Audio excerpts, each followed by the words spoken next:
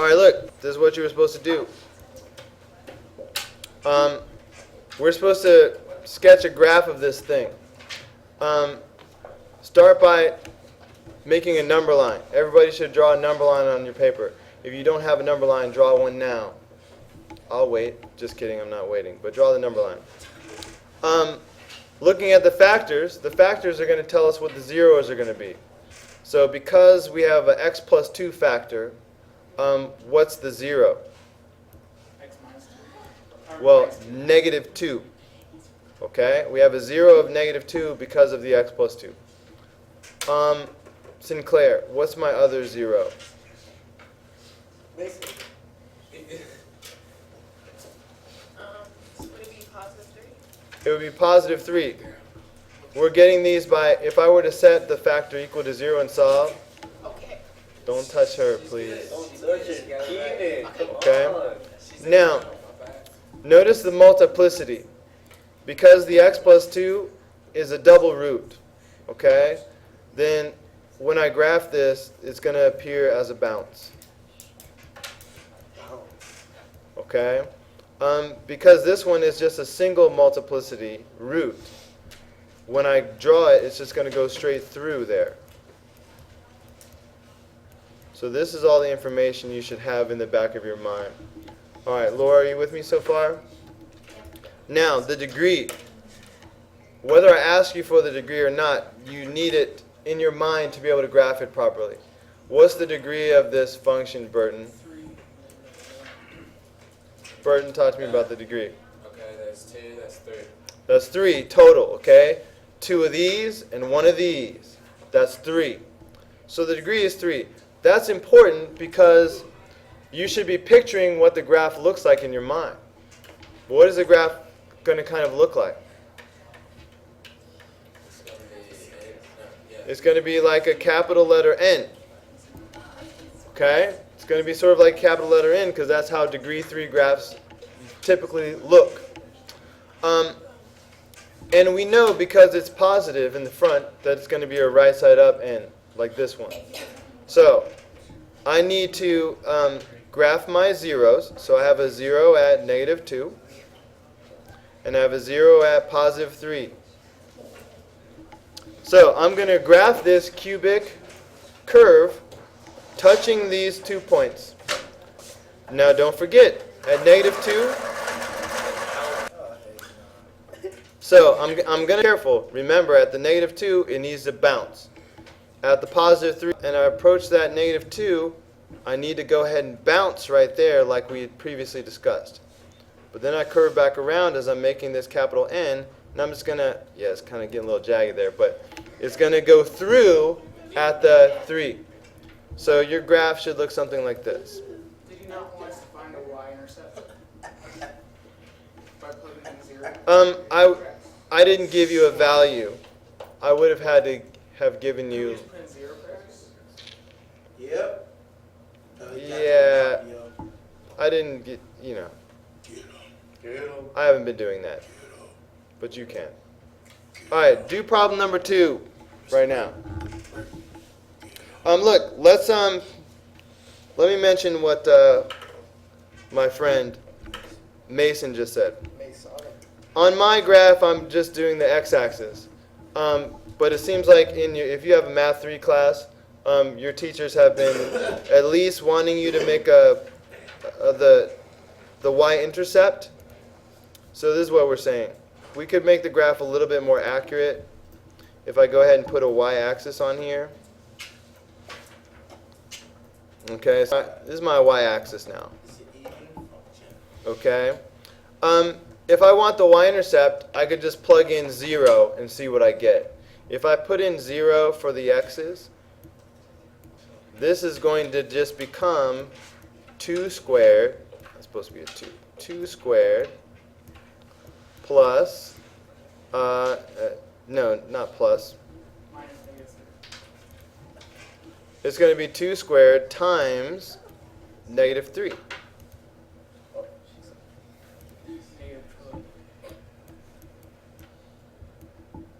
Okay, but that's just going to be 4 times negative 3. So that's negative 12. Okay, so negative 12 would actually be my y-intercept. So if I'm like 2, 4, 6, 8, 10, 12. So if your teachers have you wanting to graph more accurately, including a y-axis, you can get the y-intercept by plugging in 0. And then you would just have to make sure your graph dipped that low to hit that number. Okay, maybe I'll do that on the next one. But if you haven't done number 2, do it now. See, what had happened was, problem number 2, we have, let's see. Nicole, can you give me a 0? Negative 3 is a 0. Burton, give me another one. 1. Okay. Spencer, for the 0 at negative 3, which came from the x plus 3, is this going to go straight through? Will it be a bounce or will it be an inflection? It's going to be a bounce. That one's going to be a bounce. Okay. Gilberto, what about this one? Through, bounce, or through?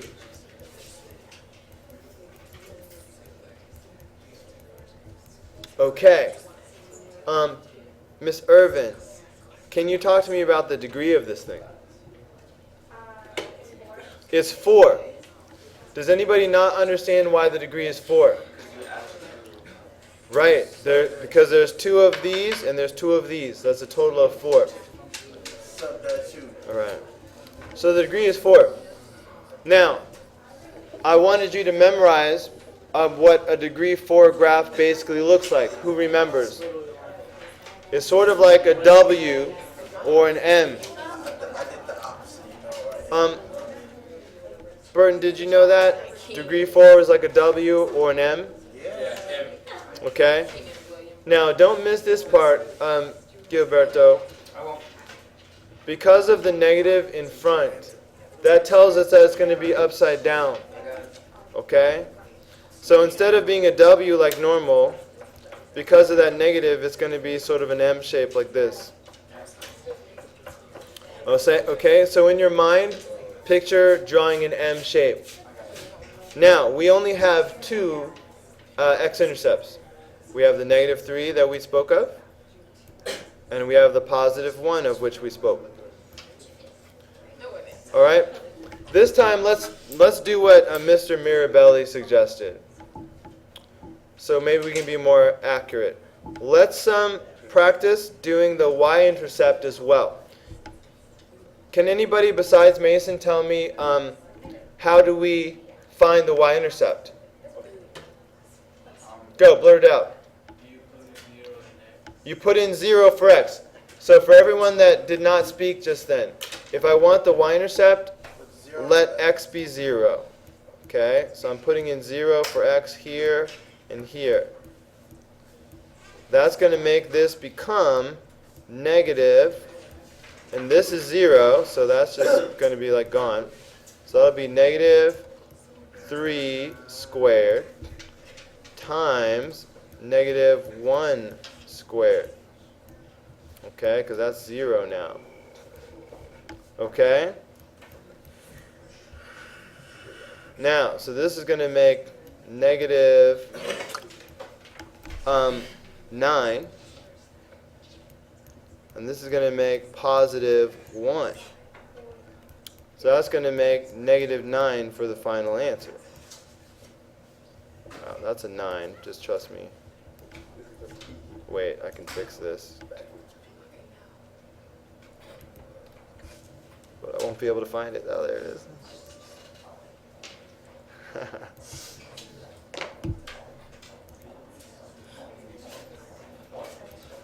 That was slick. Okay. So negative 9 is my y-intercept. That means if I draw myself a y-axis right here, so here I go, negative 1, 2, 3, 4, 5, 6, 7, 8, 9. There's my negative 9 right there. Okay? So that's my y-intercept. So I'm going to make sure I cross the y-axis at negative 9. So I got a lot of work to do. I need to draw an M shape. It needs to hit the x-axis only at negative 3 and 1. And it needs to touch the y-axis at negative 9. Let's see if I can accomplish all of that. Okay? I'm thinking it's going to do something basically like this. It's going to come up here. It's going to bounce right there. It's going to come back around, come through here. It's going to come up, bounce again, running out of space. Negative. Can you give us the end behavior for that, please? That's what I had. No. There's no bouncing at the... That's just the y-intercept. Just like touch it. It just goes straight through the y-intercept. There's no bouncing or anything at the y-intercept. Can you give us the end behavior of that? On the left it falls, on the right it falls. As x approaches negative infinity. Let's talk about these... That's one. Let's talk about these multiplicities. I want to know bounce through or inflection, okay? So, Danielle, this first one at the top, bounce through or inflection? That's a bounce. Multiplicity 2 is always a bounce. All right, I'm just going to abbreviate the rest of these. Okay? Mr. Soto, what about the next one? Negative. That's nothing. Oh, snap, my bad. That is not straight through. That is not bounce, but it is. Help him out. Inflection. The word you're looking for is inflection. I wasn't looking for it.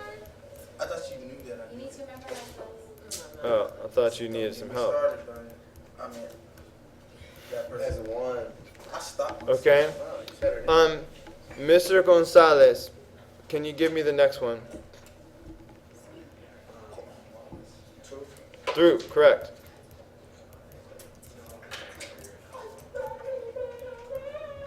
You gonna learn today. You gonna learn today. Carlos, what about this one? That's gonna be another bounce.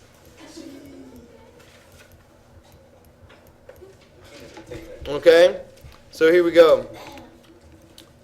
Here we go. We had one at negative 2. We had one at 0. We had one at 3. We had one at 5. Okay? Okay. Now, if I didn't have any other information, I would not know whether I was going to start off high or low, and you could just pick whatever you wanted. Okay? But, well, no, I won't do that right now. So let's stick with that for right now. Just pick whichever one you want. I'm going to let Nicole pick. Do you want to start from high or from low? Low. Okay, if I start from low. Now, remember these words. Bounce, then inflection, then through, then another bounce. So I'm starting from low. But coming out here, I need a bounce. So there's my bounce. Next one's an inflection. So remember, I need to curve up at it. Curve it. Then I need to curve away from it. So there's my inflection. That's what an inflection looks like. Next one goes just through. So I can just curve on over and just go through. The next one's another bounce. So I need to curve around in time to make a bounce. Okay?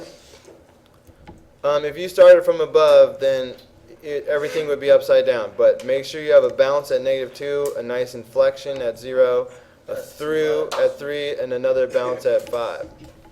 Any questions on number 3? Are we gonna have our quiz Friday? Our quiz is tomorrow. Quiz tomorrow. Quiz tomorrow. You have a, Vamos a tener una prueba mañana. you have a tissue. I have 10 minutes to get tissue. I will bring you some tissue. All right, everybody go ahead and do number 4, please. All right, so looking at number 4, we had -4. That's going to be through. I'll just put a T there. We had -2. That one has to be a bounce. We had +3. That one needs to be an inflection.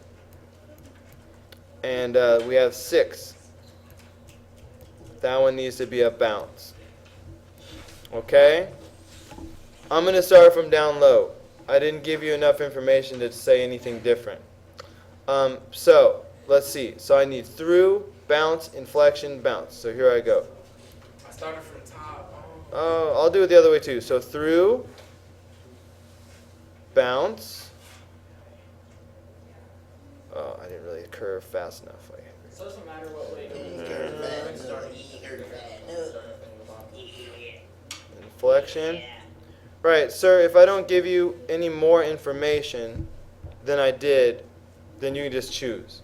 In a minute, I'm going to show you how I could give you more information, and then you would know. I did the same thing. See, I can see the resemblance.